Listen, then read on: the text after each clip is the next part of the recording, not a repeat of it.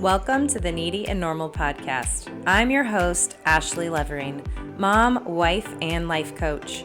After hours of coaching and learning from my own life, one thing is clear: meeting your needs is essential for a better life.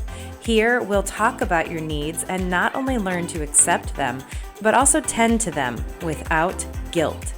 Let's get needy because it's normal.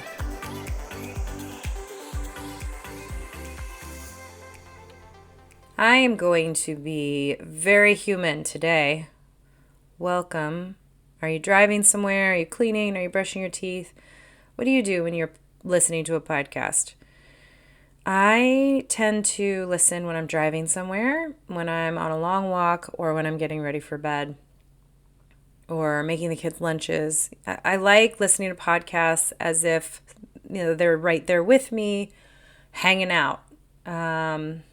So if that is me, if I am your hangout buddy for right now, I'm so excited to hang with you. I feel very grateful that you pushed play, and let's be human together today. I want to talk about survival mode and how we get there, how we live in it. And the controversy that's inside of me is whether we need it or not, or at least when we need it and when we do not need it. And for me, that's a gray area.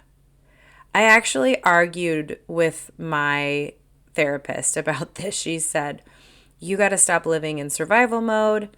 You need to just move through your life as if it's normal, even if things come up and even if things change. You don't have to survive your life. You need to live your life. And I agree with her. And while I agree with her, I also disagree with her. I wonder how you feel about this. There are times where I really, truly have me, myself, and I to rely on. Even if I have friends and babysitters and occasionally a family member in town, my husband is my go-to. He is my partner in life when there's things happening, when there's, kid things, whatever. And yet he also isn't my default go-to because he's usually out of town or working. And it's not like a, hey, honey, can you leave the meeting? I'm having an issue kind of thing. If you've followed along, my husband works in sports broadcasting. So when he's working, if he's on the air, there's only a handful of guys, if you really think about it, and gals who do this kind of work. He can't just get up and leave if I'm having a moment. I do have to pick myself up and get through it. And I'm sorry, but that's surviving. And when things are hard, very often, most often, it's me, myself, and I. And on days where I'm sick or the kids are sick, we kind of just have to grit and get through it if he's on the road. And sometimes I have this battle like, oh, why do I rely on him being around for me to be okay? And I can't, but I also want that. I want to be able to know that when he's home and he's doing life with me, that everything's good. And it is. Our kids are happier, everything runs smoother. I am living in survival mode a lot of times when I'm by myself trying to be an entrepreneur, host a podcast, have my business, raise children, take care of the house, the dog, do all the things, right? There's a lot of pieces and a lot of components. And granted, I fill my life. I want it to be full. So if you say I'm surviving my life and I've created all these things for myself, fine. Maybe that doesn't line up. But when things are hard, when things are challenging, when I really need help, when I really need support, especially emotional support, it's not always available. I reach out to friends and, if I'm really having a hard time, I have very dear friends of mine who at any given moment will answer my phone call and listen to me rant, thankfully. But for me to feel totally like I can let go, release, and not be in survival mode, I really need my partner here. I really need someone in the home with me, or at least close enough by. Like, I have family everywhere. My husband's family is everywhere but here. So when my mom comes to town, for example, for let's say a week, I feel good. I feel better. I feel like I have somebody, I have a partner, I have help and company, right? It's it gets very lonely sometimes. The kids go to bed and I have to, make their lunches and get myself to bed, but I like having company and it makes me feel whole and I like to connect and that's part of who I am. I'm the kind of person that needs people. I am also the kind of person that needs time alone, but I like choosing it. Do you know what I mean? I don't want to be forced into being alone. I want to choose when I want to be alone. So survival mode for me kind of feels like the default, right? And you don't have to have the kind of life that I have to feel this way.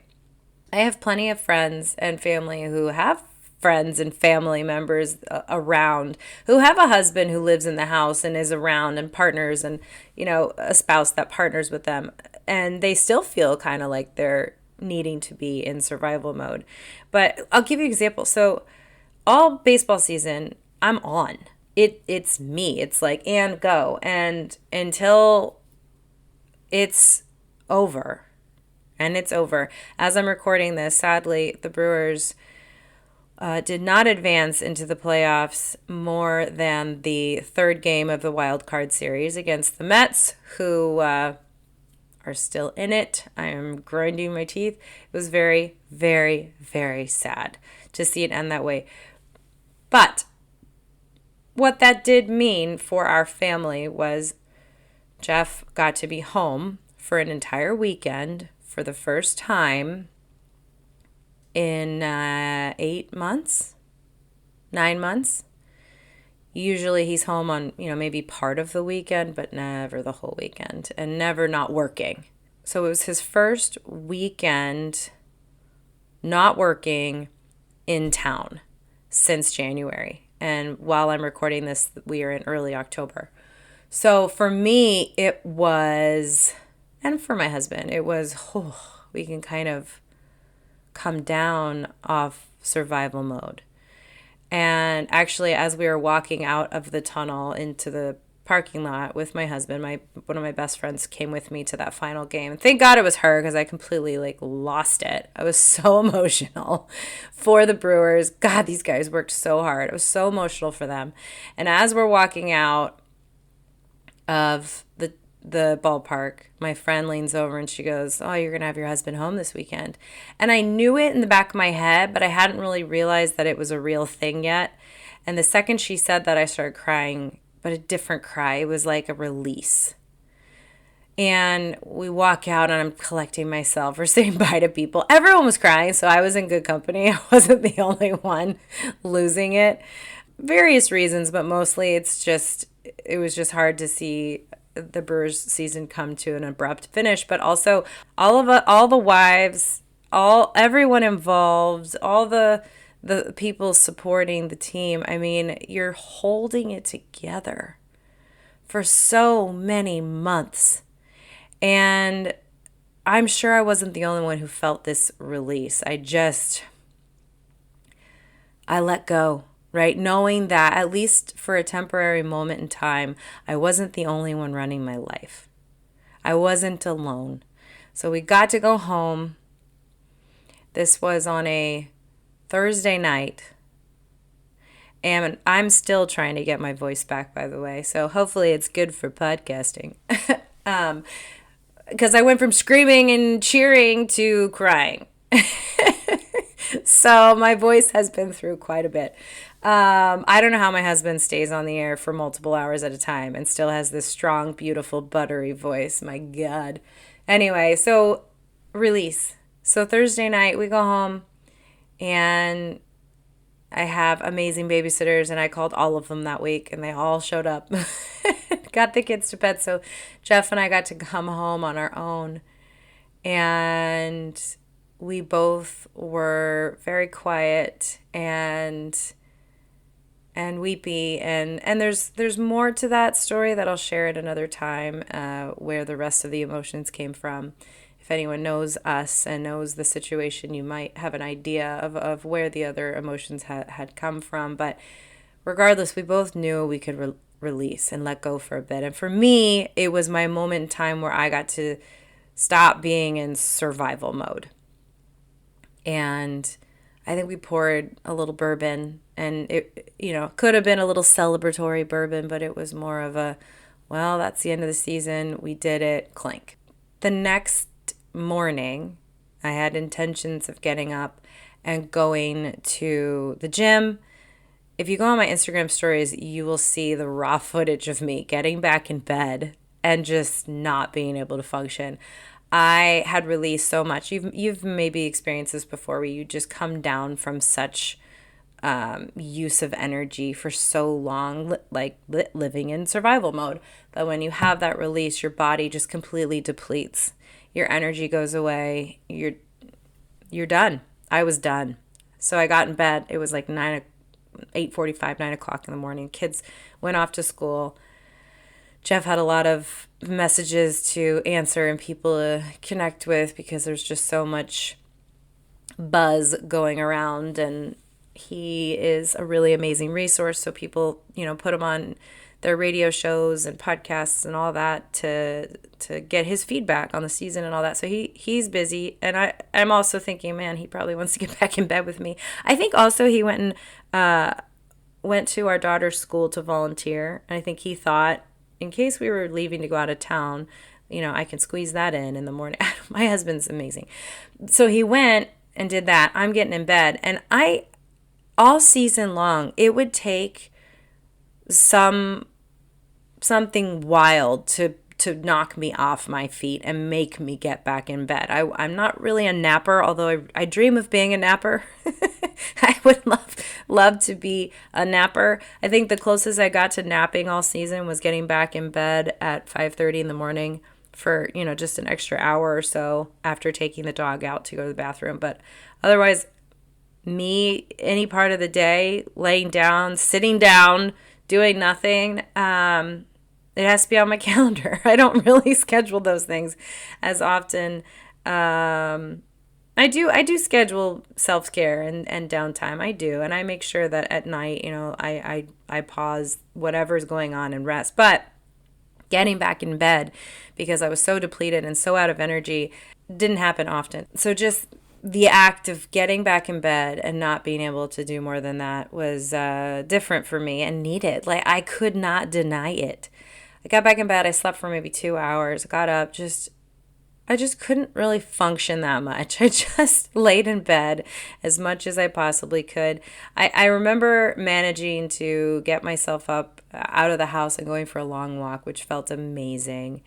But it was a physical transition from survival mode into release and rely mode, where I could release all of the tension. I could release all of the I'm on, it's all me energy, and rely on my husband for a little bit, my person, to kind of look out for me a little bit, look out for the kids and the house, and just partner with me and do life with me for a little bit, even if it was temporary. I knew I had a week, which in our life, a week with him home and around, even when we're busy doing stuff, when he's here, especially the days that he doesn't have work, which he gave himself a little bit of time, which was nice, but he does have other sports to prepare for. So, but the point I'm making is, when he is here, I give in.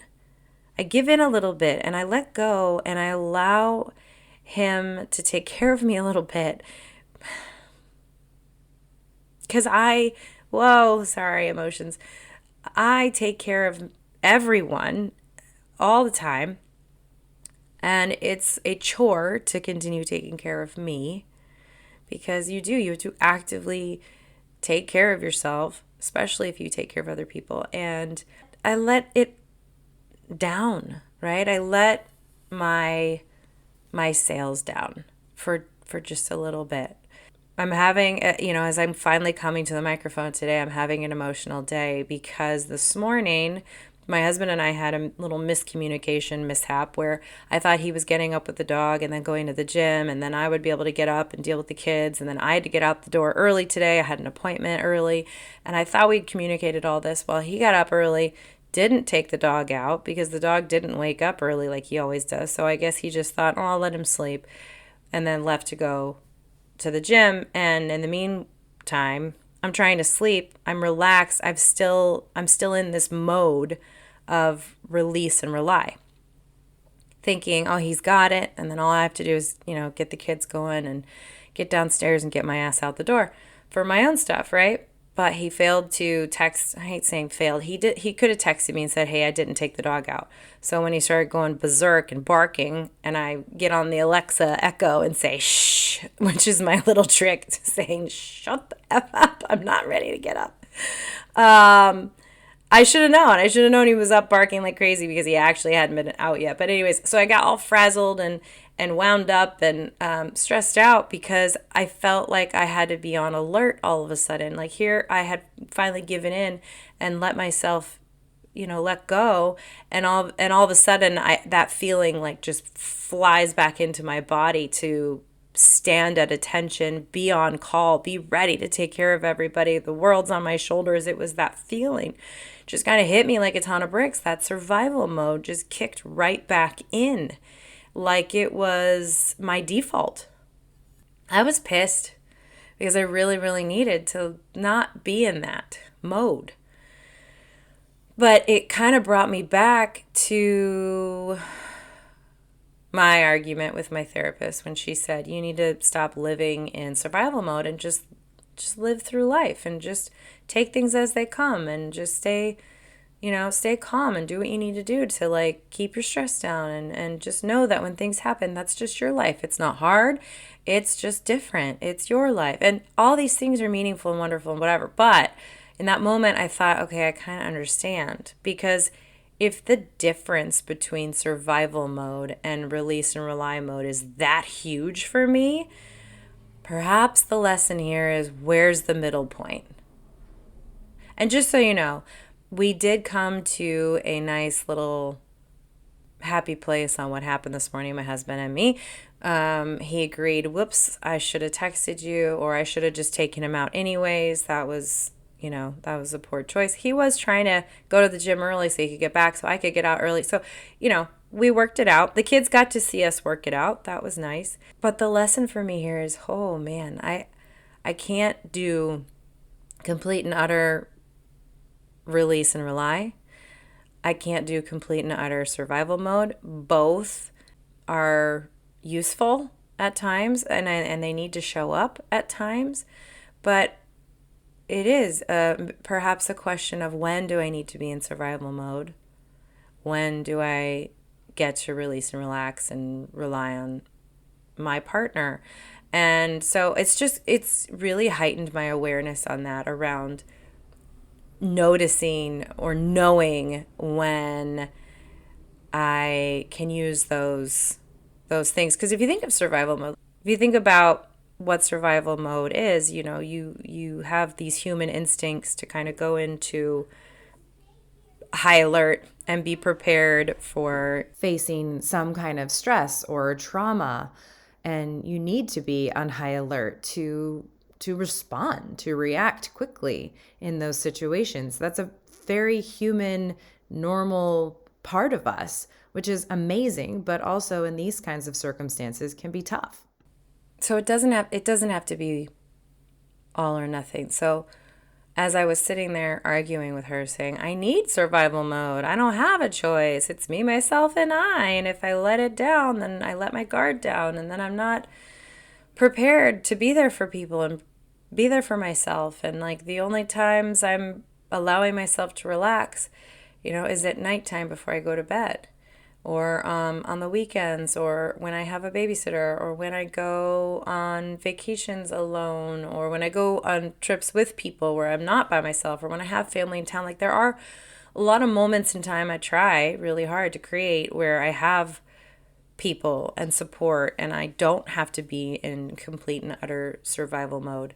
But I think this lesson is when I need it, when I don't, and trying to find the balance. So it was a good lesson for me, and hopefully you're taking something from this to put into your own world about this survival mode versus release and rely. And maybe it's about awareness first, and just noticing how your energy feels and what your body needs, and And then it's, what do you need for it to be okay? What do I sometimes wouldn't even realize I was in survival mode. But I really, really noticed when I was in release and rely mode. And so I guess that rude awakening this morning, literally a rude awakening by the dog barking and me thinking, holy shit, what's happening? That's a good little reminder that A, it's okay to be human, but B, survival mode is exhausting. And feeling like you always need to be on high alert is exhausting. And being able to feel loved and supported and have someone at any given time to rely on is wonderful. And if it's a mix of that and a balance of those things, I think there's a way to figure that out. And as a sports broadcaster's wife, living a life that I had no idea would be like this, I am always trying to learn how to better manage myself and our life and our lifestyle. And so I think it's just amazing to me that every season, every baseball season, because it is the longest, it is the juiciest lessons that it comes with the juiciest lessons. But it's amazing to me that after the end of every baseball season, there's still more to understand about myself and our world. And there's still more to learn and make use of and grow with. And I'm grateful for that. And I will give my therapist, one of these days I'll get her on here, I will give her credit for trying to help me with my mindset that my life is different, not hard. And I did argue with her on that. I'm like, it is hard. There are moments where it is just fucking hard. But she's right. I don't always have to live in survival mode, and I don't always have to look at life as hard. I have a beautiful, wonderful, full, very not boring life, even though it has challenging moments, and a lot of it, I feel like it's me, myself, and I that I need to rely on, but I think that there is some balance here. Anyways, I'm rambling. I hope that you've taken something from this. If you are in survival mode, how can you release and rely on someone or some kind of support system and let yourself take a nap, do nothing for a bit, listen to your body? And if you're in survival mode, you need to be, and can you tell when those things are especially needed and more recognized? Now, as a coach, I can see this in other people a lot easier than I can see it in myself. But that's kind of how it goes, right? We need mirrors sometimes. We need help. We need support. And for me, sometimes I need to be shown my own stuff.